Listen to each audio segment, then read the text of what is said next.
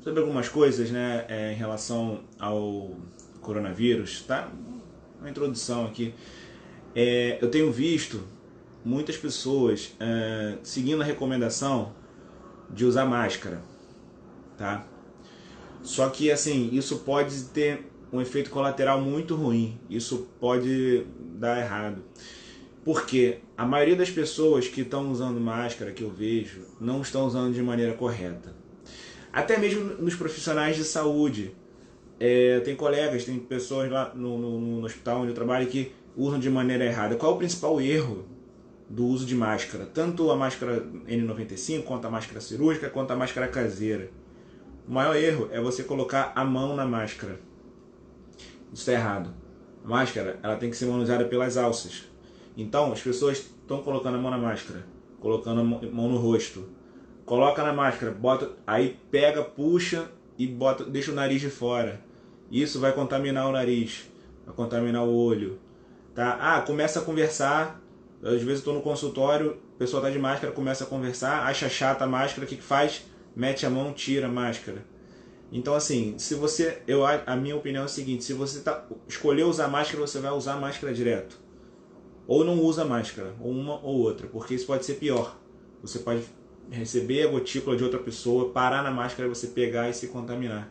Então, tem que ter muita atenção ao uso da máscara. Se é para usar, é para usar. Ou é 8 ou 80. Ou usa correto ou não usa. Usar mais ou menos, e não digo em tempo mais ou menos, usar de uma forma mais ou menos, vai ser pior. Você vai se contaminar e não adiantou nada você querer se proteger, só piorou. Eu acho assim, ou usa certo ou não usa. Tá bom? Bom, dado o recado, vamos falar hoje, Dia Mundial de Combate ao Câncer, dia 8 de abril. Na verdade, tem vários... Opa, João. Tem vários tipos de... Tem vários dias comemorativos do câncer, né? Isso é legal. Mas a gente... É bom, periodicamente a gente usa esses dias para poder falar um pouco sobre o câncer, sobre vários assuntos importantes sobre o câncer. E a gente vai lembrando a pessoa, conscientizando, e nesse momento importante que a gente está vivendo também, é muito importante a gente ter essa data comemorativa nesse dia, né? Então eu abri a caixa de perguntas para vocês mandarem perguntas, e vou responder algumas delas. Depois eu abro aqui para vocês responderem mais, se vocês tiverem ainda aí mais dúvidas além dessas, tá? Uma dúvida muito importante que eu tenho recebido é sobre... Eu tenho recebido principalmente pacientes de primeira vez, assim, muitos pacientes perguntando se devem começar a quimioterapia agora, nesse momento de crise. Então, respondendo essa pergunta, e até uma utilidade pública, né? Isso tem que ser levado em conta, tá? Isso tem que ser levado em conta dependendo da situação. O que a gente tem feito? Seguinte, situações que a gente não tem como... Só um instantinho. Situações que a gente não tem como atrasar, por exemplo, paciente com metástase, com doença à distância, em outros órgãos, a gente não tem como parar de fazer o tratamento. A gente tem que continuar tratando. Aí não tem jeito. Então, esses pacientes a gente tem que fazer. Agora, situações que você tem, por exemplo, você operou o câncer, você retirou o câncer de mama, por exemplo, a pessoa não está mais com o câncer, você está fazendo aquela quimioterapia ou a radioterapia de uma forma preventiva, para evitar de que volte.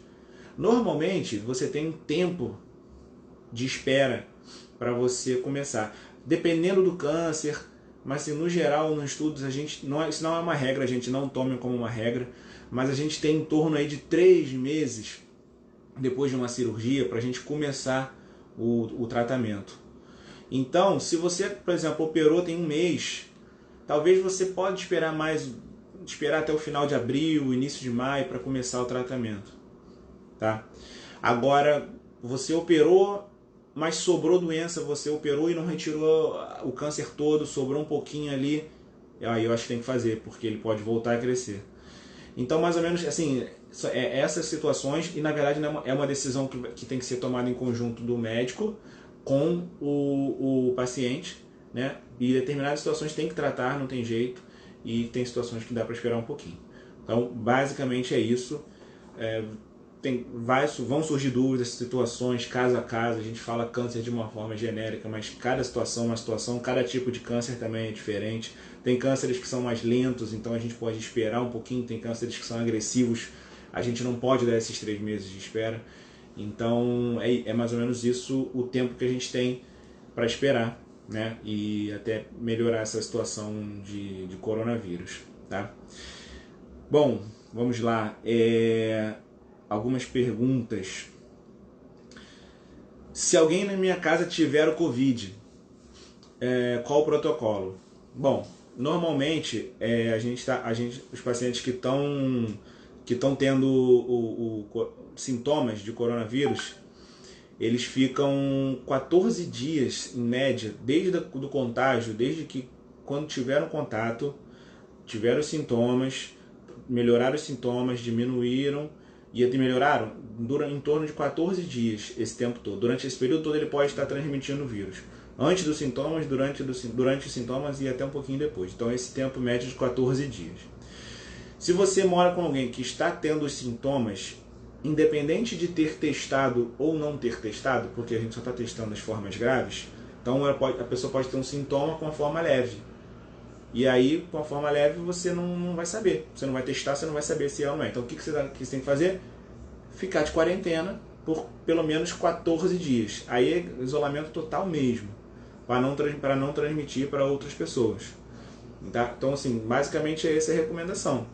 Porque, certamente, se aquela pessoa em casa tem o Covid, ela te passou, sabe? É quase...